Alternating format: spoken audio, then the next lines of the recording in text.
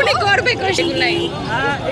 অবশ্যই অনেক এক্সাইটমেন্ট নিয়ে আসছে, যেহেতু আর্জেন্টিনা সেমিফাইনাল পর্যন্ত আসছে, এন্ড ইনশাআল্লাহ আমরা জিতেই ফিরবো। মনে হয় আর্জেন্টিনা আজকে 3টা গোল দিবে।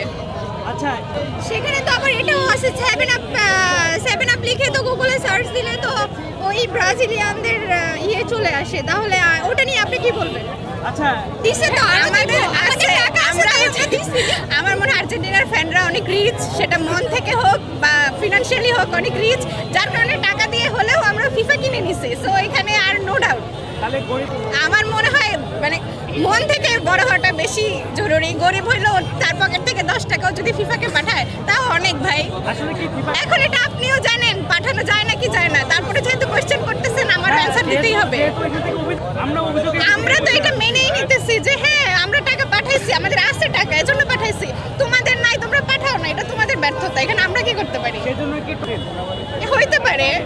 আর তাদের যা খেলার নমুনা, আই গেস এটা ব্রাজিলিয়ান ফ্যানরা নিজেরাও জানতো যে হয়ে গেছে, তাই খেলতে পারে না। আপু কি বলতেছিলেন একটু বলেন।